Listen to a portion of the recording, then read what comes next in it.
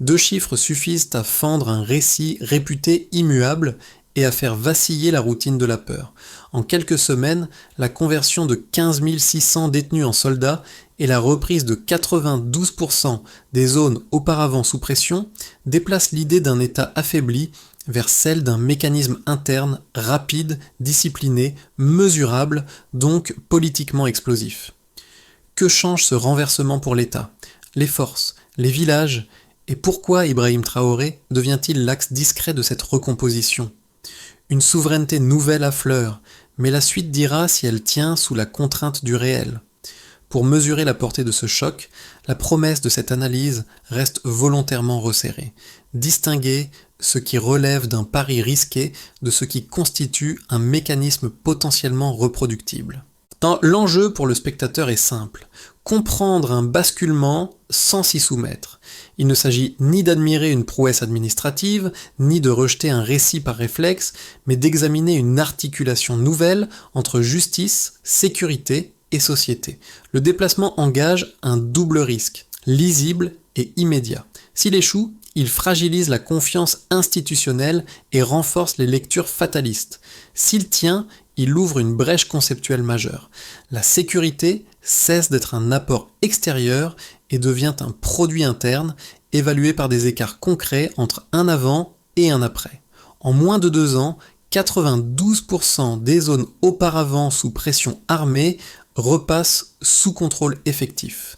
Et ce chiffre rarement mis en avant oblige à relire différemment la dynamique sécuritaire du Burkina Faso. Ce pourcentage ne clôt pas le débat, il l'ouvre en donnant un point d'ancrage concret à la question centrale, réforme nationale isolée ou ébauche d'un modèle capable de reconfigurer des dépendances stratégiques plus larges. Pour comprendre ce basculement sans céder à l'enthousiasme ni au rejet, il faut revenir au décor initial, celui d'un Sahel décrit pendant des années comme un espace condamné à l'instabilité chronique. Les interventions extérieures se succèdent, les promesses de stabilisation s'accumulent, tandis que les villages se vident, que les routes se ferment et que l'économie locale s'asphyxie. La peur devient une routine, les marchés perdent leur fonction sociale, la mobilité se transforme en risque permanent. Dans ce contexte, chaque initiative nationale est perçue comme marginale, parfois même symbolique. La première rupture intervient lorsque la sécurité cesse d'être pensée comme un apport extérieur et devient un produit interne. Sous l'impulsion d'Ibrahim Traoré, la reconquête territoriale ne s'affiche pas comme un discours, mais s'articule à une réinvention institutionnelle fondée sur des décisions brèves, opérationnelles et immédiatement vérifiables. La réforme pénitentiaire ne vise pas à corriger un dysfonctionnement isolé. Elle complète une chaîne de choix orientée vers la récupération du terrain et la restauration d'une cohésion sociale minimale. Ce qui surprend les observateurs n'est pas seulement l'ampleur des chiffres, mais leur temporalité. Le retournement est rapide, presque compressé, comme si plusieurs années de stagnation avaient été absorbées en quelques mois. Donc cette accélération nourrit à la fois l'intérêt et la méfiance. Comment un État décrit comme affaibli produit-il un tel renversement sans soutien massif visible ? C'est ici qu'une seconde lecture s'impose. La réforme agit d'abord sur les perceptions, avant de s'inscrire dans les statistiques. Les premiers effets tangibles de la réforme apparaissent loin des centres de décision, dans des scènes ordinaires qui fonctionnent comme des capteurs sociaux. À l'entrée d'un village, un agriculteur observe une unité mixte patrouiller. Et parmi les soldats, certains visages lui sont familiers, associés autrefois à de petites infractions.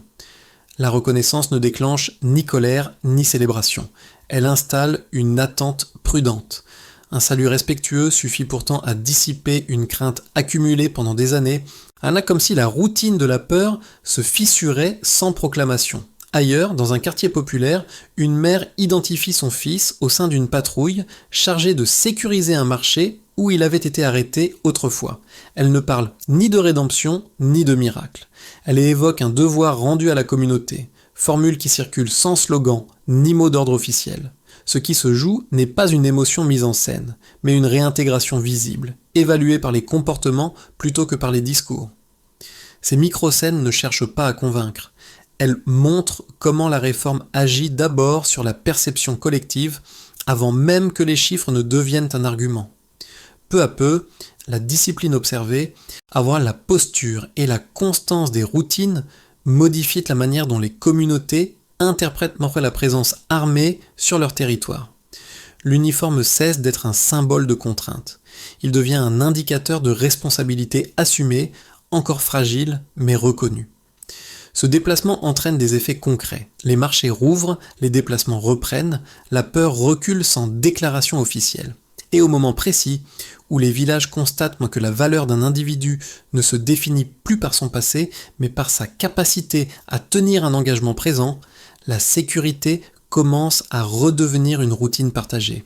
Avant la réforme, la trajectoire paraît figée, des zones sous pression, des routes secondaires évitées, des marchés fragilisés et une présence étatique discontinue qui alimente l'idée d'un affaiblissement durable. Et puis vient le déclenchement, presque austère dans sa forme. Tout commence par un geste administratif d'une brièveté déconcertante. Un décret d'une douzaine de lignes, signé par Ibrahim Traoré, circule un matin entre les bureaux du ministère de la Justice. Il n'annonce ni amnistie, ni grâce collective. Il ordonne une réaffectation immédiate, nette, sans zone grise, entre punition et service. La logique est lisible. L'État cesse d'immobiliser une population carcérale jugée improductive et la redirige vers un service contraignant, structuré et mesurable. En quelques heures, les directions pénitentiaires reçoivent des instructions précises, les listes sont dressées, les catégories sont filtrées. 15 600 noms émergent d'un système longtemps saturé. La phase d'activation est volontairement rapide, comme si la vitesse elle-même devenait un message politique implicite. À Koudougou, Bobo Dioulasso et Ouagadougou, les portes s'ouvrent sans cérémonie. Les détenus ne sont pas libérés au sens classique du terme, ils sont absorbés. Les chaînes disparaissent, remplacées par des engagements formels. Le contraste frappe immédiatement l'opinion. La transition est brutale, presque sèche. Le pays change de rythme. Et quelques jours plus tard, le point culminant se matérialise dans un centre d'entraînement improvisé, mais rigoureusement encadré. Sous un soleil écrasant, des milliers d'hommes se tiennent alignés. Les instructeurs, rompus au conflit asymétrique, imposent une discipline sans concession. 10 km de course à l'aube, formation tactique le jour, session civique le soir. L'objectif n'est pas de glorifier l'effort, il est de produire une rupture mentale, de remplacer l'improvisation par la routine. Les conseillers d'Ibrahim Traoré évoquent un front de l'esprit, expression qui circule discrètement sans être officialisée. Les observateurs étrangers restent prudents. La même question revient avec insistance. Comment une population décrite comme instable peut-elle se réorganiser aussi rapidement ? La réponse ne vient pas d'un discours, mais d'une répétition quotidienne des gestes. La contrainte devient lisible. L'ancien statut pénitentiaire n'est ni effacé ni nié. Il est encapsulé dans une nouvelle fonction. La frontière entre sanction et utilité commence à se dissoudre. Les premières répliques apparaissent presque aussitôt dans l'espace civil, dans les villages, et la présence de ces unités modifie les comportements. Les routes secondaires, longtemps évitées, redeviennent praticables. Les marchés reprennent une activité régulière. Les familles, autrefois cantonnées au parloir des prisons, se déplacent désormais vers les casernes. Elles apportent des repas, des vêtements, des outils. Ces gestes discrets mais répétés signalent un ajustement social profond. La peur ne disparaît pas d'un coup, mais elle recule. Sur le plan opérationnel, un effet inattendu se dessine. Ces hommes connaissent les sentiers, les caches et les itinéraires informels utilisés par les groupes armés. Ce qui était perçu comme un passé compromettant devient un avantage tactique. Les patrouilles anticipent, contournent, réduisent l'imprévisibilité adverse. Les retours de terrain convergent, moins d'embuscades, rassemblent davantage de routes sûres, une présence étatique plus continue. À ce stade, la réforme cesse d'être un événement isolé. Sous la coordination d'Ibrahim Traoré, la vitesse initiale cède progressivement la place à la tenue dans la durée. Avant la réforme, les indicateurs convergent vers une trajectoire dégradée. L'insécurité fragmente le territoire, la mobilité se contracte, l'économie rurale s'étiole et la confiance publique s'érode. Après sa mise en œuvre, un renversement apparaît de manière cohérente, non comme une promesse, mais comme un delta observable. C'est le premier test de crédibilité du dispositif porté par Ibrahim Traoré. Il ne s'agit pas d'empiler des chiffres, mais de comprendre comment des écarts mesurables traduisent un changement de fonctionnement. Le premier indicateur concerne la sécurité. Les attaques armées reculent de 37% dans les zones couvertes par les unités issues de la réforme. Cette baisse ne signifie pas une disparition du risque. Elle indique une réduction tangible de la capacité opérationnelle adverse. Le mécanisme est lisible, presque mécanique. Une occupation plus continue du terrain réduit les angles morts. Une meilleure connaissance des itinéraires informels diminue la marge de manœuvre des groupes armés. Et la diminution de l'effet de surprise transforme l'insécurité d'un choc permanent en une pression plus contenue. Autour de Kaya et de Dori, les embuscades passent de 27 à 17 en un trimestre. Cette variation suggère un déplacement structurel plutôt qu'une accalmie ponctuelle, parce que la topographie elle-même devient plus lisible pour les forces déployées. Les axes secondaires cessent d'être uniquement des pièges, ils redeviennent des corridors, où l'État peut maintenir une présence, même minimale, mais répétée. Dans un environnement où la peur s'installe par la discontinuité, la régularité devient une forme de puissance silencieuse. Le deuxième indicateur touche à l'économie rurale. La production agricole du Nord progresse de 21% sur la période observée. Cette hausse ne relève pas d'une subvention extérieure spectaculaire. Elle reflète le retour d'une sécurité minimale permettant l'exploitation continue des terres. Les champs abandonnés redeviennent accessibles. Les canaux sont réparés. Les moissons sont protégées. Plus de 600 hectares sont remis en culture, non par un programme de communication, mais par une stabilisation locale des conditions de travail. C'est les marchés hebdomadaires pour ne reprennent leur fonction de régulation. Les flux de transport cessent simplement d'être exceptionnels. Le résultat ne transforme pas instantanément l'économie nationale, mais il rompt une spirale de contraction entretenue par l'insécurité chronique. Le troisième indicateur, le plus sensible, concerne la récidive. Le taux enregistré tombe à zéro parmi les détenus intégrés au dispositif. Ce chiffre bouscule les attentes habituelles. Les critiques évoquent un effet de court terme ou une sous-déclaration, mais aucun cas de désertion ni de rupture de discipline majeure n'est signalé. 4 établissements pénitentiaires ferment, libérant des ressources redéployées vers des infrastructures civiles. Pris isolément, chaque indicateur pourrait être contesté. Ensemble, ils dessinent une cohérence. Sous l'impulsion d'Ibrahim Traoré, que la réforme n'est pas présentée comme une réussite morale, mais comme un système évalué par des écarts concrets entre un avant et un après. 2 objections dominent l'analyse prudente de ce dispositif et elles méritent d'être formulées dans leur version la plus solide. La première tient à la stabilité nationale. Armée d'anciens détenus créerait un risque intrinsèque. Une force issue des prisons pourrait rester traversée par des loyautés fragiles, une discipline superficielle et des tensions latentes. Sous stress opérationnel, un incident isolé suffirait à fissurer la confiance publique. La seconde objection est éthique et institutionnelle. Convertir une peine en service militaire brouille la frontière entre justice et utilité et pourrait affaiblir la légitimité du processus judiciaire. Dans cette lecture, l'État serait tenté d'utiliser la marginalité comme réservoir structurel au lieu de traiter ses causes profondes, installant un précédent ambigu.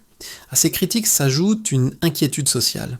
Si les résultats observés s'avéraient temporaires, le contre-coup ne serait pas seulement sécuritaire, il serait d'abord psychologique.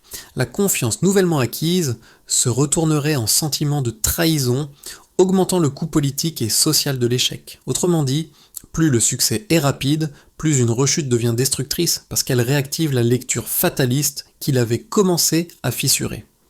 Face à ces objections, la réponse la plus robuste ne consiste ni à moraliser, ni à minimiser. Elle revient aux faits observables exposés plus tôt.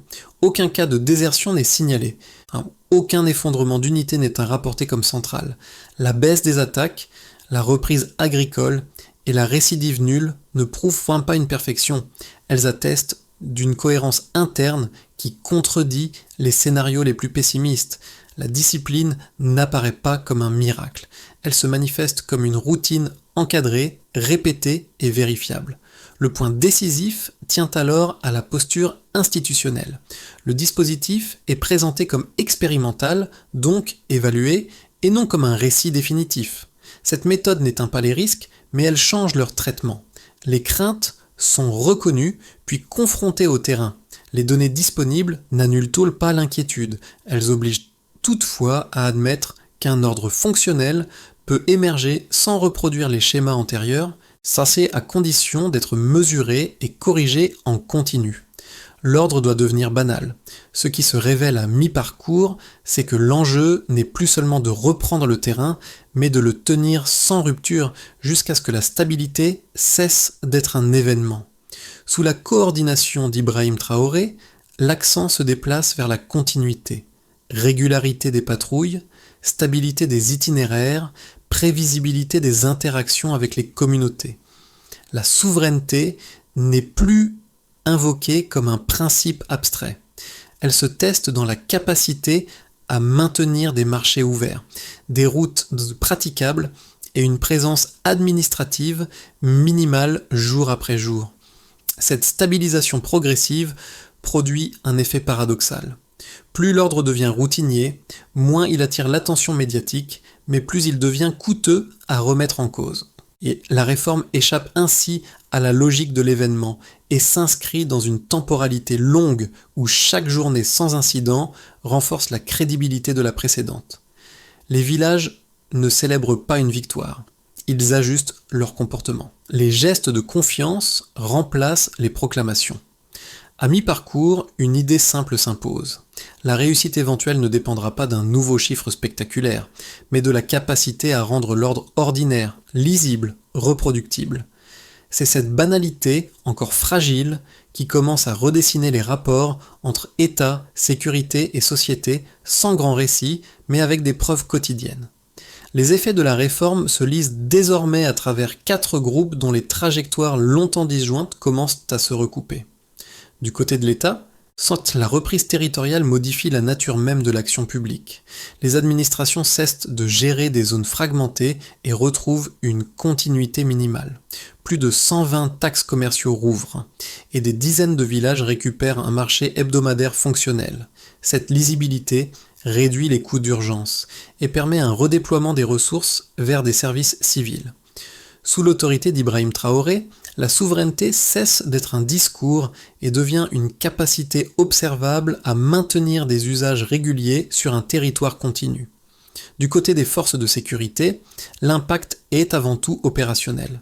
Les unités issues de la réforme ne remplacent pas les forces régulières en faillissement, LDC les complètent. Leur connaissance des itinéraires informels et des zones grises réduit l'imprévisibilité. La baisse des embuscades se traduit par une mobilité accrue et une fatigue moindre, parce que le terrain redevient lisible. Les patrouilles deviennent plus régulières, moins défensives. Le rythme change. La mission n'est plus vécue comme une succession de crises, mais comme une présence durable. Dans cette logique, la stabilité ne se mesure pas seulement par l'absence d'attaque, mais par la répétition d'interactions sans rupture. Pour les communautés locales, les conséquences sont immédiatement perceptibles. Les marchés rouvrent sans escortes exceptionnelles. Les transporteurs reprennent des axes abandonnés. Les artisans et commerçants circulent à nouveau dans les zones rurales. La sécurisation des champs et des canaux permet une exploitation continue des terres. Les gestes de confiance se multiplient. Repas déposés aux casernes, outils partagés, coopération spontanée. La relation entre civils et soldats se recompose. L'uniforme n'incarne plus uniquement la contrainte. Il devient un indicateur de protection encore fragile, mais reconnu. Et cette reconnaissance suffit parfois à faire reculer la peur sans déclaration officielle. Enfin, pour les acteurs régionaux, l'effet est stratégique. Le Mali et le Niger envoient des délégations pour observer le dispositif, non par fascination idéologique, mais par pragmatisme. Le modèle intéresse parce qu'il repose sur des ressources internes et une discipline mesurable. Les anciennes puissances restent prudentes. Les rapports évoquent une expérience non conventionnelle sans la qualifier. Ce silence traduit une gêne analytique. La stabilisation observée contredit des cadres fondés sur la dépendance structurelle. Sous la coordination d'Ibrahim Traoré, la cohérence devient à la fois le principal résultat mesurable et le principal enjeu pour la suite. À l'horizon de 6 à 12 mois, 3 trajectoires plausibles se dessinent, chacune fondée sur des conditions observables plutôt que sur des projections abstraites. Elles ne décrivent pas des certitudes, mais des chemins possibles selon la manière dont la dynamique actuelle est consolidée ou fragilisée. La première, le scénario de base, prolonge la tendance sans accélération spectaculaire. Les routes sécurisées restent praticables. Les marchés rouverts continuent de structurer la vie locale. Les unités issues de la réforme s'intègrent progressivement aux forces régulières. Sans élargissement massif du dispositif, les gains agricoles observés se stabilisent. Pas de nouvelles poussées, mais pas de recul marqué. La baisse des incursions armées se poursuit à un rythme modéré. Dans cette configuration, la stabilité reste fragile, mais elle devient prévisible, ce qui suffit déjà à réduire l'effet de panique et à réinstaller des routines. Le deuxième, le scénario optimiste, repose sur une amplification maîtrisée. La coopération entre civils, unités mixtes et forces régulières s'approfondit. Les anciens détenus les plus aguerris deviennent encadrants, renforçant la discipline et la transmission des routines. Les échanges régionaux s'intensifient avec des formations conjointes observées par des délégations voisines.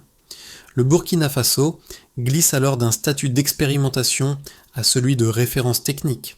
La souveraineté ne s'affirme pas par rupture, mais par diffusion progressive d'un modèle adaptable. Ce scénario suppose une constance politique et l'absence d'incidents majeurs, car c'est la continuité qui transforme un dispositif en doctrine. Le troisième, le scénario défavorable, ne provient pas d'une pression extérieure directe, mais d'une faille interne. Un incident disciplinaire grave, une rupture de commandement ou un épuisement logistique suffirait à fissurer la confiance nouvellement acquise. Le contre-coup serait d'abord psychologique, les critiques trouveraient un terrain fertile. Les partenaires prudents suspendraient dans leur observation active. L'échec ne serait pas total, mais il réinstallerait une lecture fataliste coûteuse à inverser. Face à ces trajectoires, une recommandation de méthode s'impose. Ne pas confondre vitesse et solidité. Avancer par consolidation plutôt que par accumulation. Mesurer chaque étape avant d'en ouvrir une nouvelle. Pour une partie de la jeunesse urbaine, la réforme cesse d'être un mécanisme institutionnel abstrait et devient un miroir. Les images d'entraînement largement diffusées ne sont pas perçues comme de simples démonstrations militaires, mais comme la preuve qu'un parcours peut être redirigé sous contrainte et discipline. Des étudiants évoquent l'idée qu'un échec n'est pas nécessairement définitif, qu'une trajectoire peut se réorganiser sans être effacée. Cette lecture ne glorifie pas la dureté du dispositif. Elle en retient la possibilité d'un recommencement structuré, encadré, mesuré, là où dominait l'impression d'une fatalité. Dans les familles, l'impact se joue sur un registre plus intime. Les mères biliens qui attendaient autrefois derrière les barreaux attendent désormais lors des permissions ou des parades. Le même visage, autrefois associé à la honte, apparaît sous un uniforme qui impose le respect. La douleur du passé ne disparaît pas, elle se transforme. Les repas déposés aux casernes, les vêtements offerts spontanément, les outils prêtés lors de travaux communautaires deviennent des gestes de soutien discrets.